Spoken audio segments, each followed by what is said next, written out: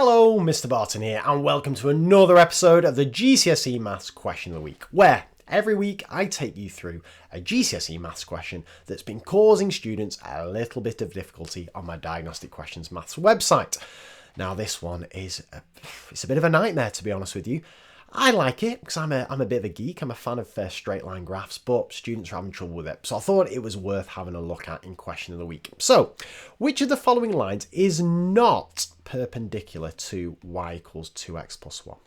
Right, let's get this bit sorted first. What does perpendicular mean? Well, perpendicular means at right angles to. So if you've got a straight line like that, and you've got a straight line like that, then the angle between them, if it's a right angle, they're perpendicular. So what do we know about straight line graphs when they're perpendicular to each other? Well, a couple of ways of thinking about this. Say you know the gradient of your first graph, and say you know the gradient of your second graph, or your second straight line graph. If you multiply those gradients together, you get minus 1. That's the definition of two gradients if they're perpendicular. So I'll give you a little example. Say the gradient of one line was 3, and the gradient of the other line was minus 1/3. Then if you do 3 times minus 1/3, you get minus 1. So those two lines are perpendicular to each other. Okay. Now, some people like to think of it that way. And if you do A-level maths, that's really important you understand that particular way of expressing it. Another way of thinking about it is if you've got the gradient of a line, so let's take 3 again. If you flip it upside down, or take the reciprocal of it, so make it 1/3, and change the sign, then you get the perpendicular gradient. And I'll be honest with you, I don't mind that as well. That's absolutely fine for GCSE. As long as you know perpendicular lines, either when you multiply the gradients together you get minus 1, or two lines are perpendicular if you take one of the gradients, flip it upside down and change the sign and get the other gradient, then you get them perpendicular. But all of that relies on you also knowing this fact. To get the gradient of a line, your line must be in this form. It has to start with y. Y equals, can't have anything else. 2y, 5y, y plus 3, forget it. Got to be y equals. And then you are looking for the number and the sign that is in front of your x. Right, that's all we need to know. So let's start with our original question. So we have got y equals 2x plus 1. What's the gradient of that? What's our value of m? So the gradient of that is the number in front of the x because it's in the form y equals, so it's positive 2. So we've got a gradient of positive 2. So what is our perpendicular gradient? What is the gradient we are looking for? Our perpendicular gradient is, flip it upside down, we get a half, change the sign, minus a half. Or 2 times minus a half is minus 1. So we are looking for lines that have a gradient of minus a half.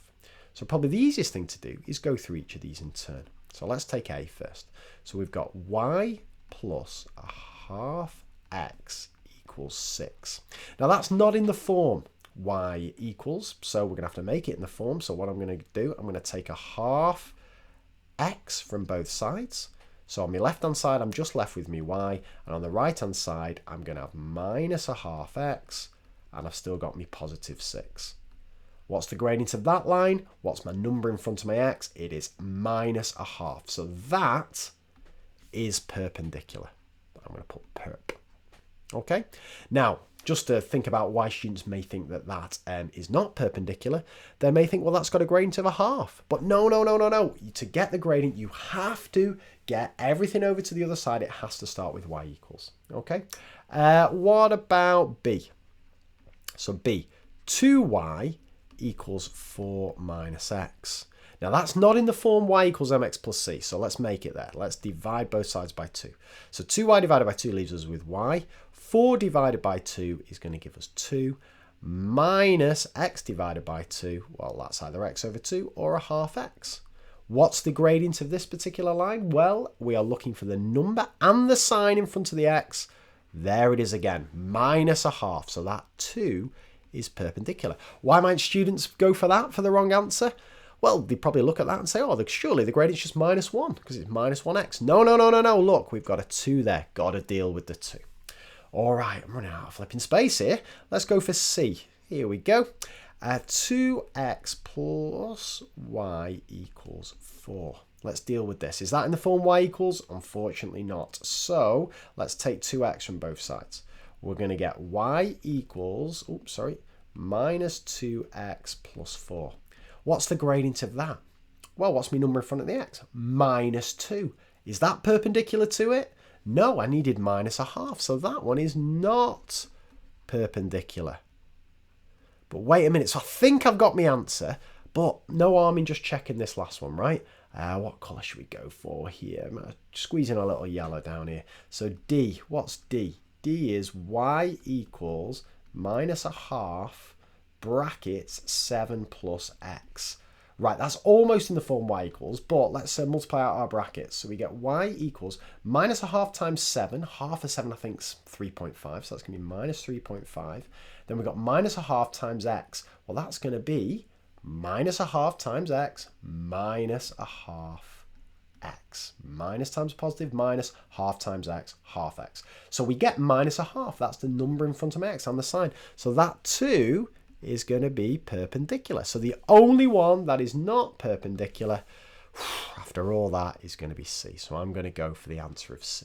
Now, hopefully, throughout the course of that explanation, we've discussed why students may go for each of these particular wrong answers. And often it comes from either not rearranging things properly in the case of A and B, or not multiplying out your brackets properly.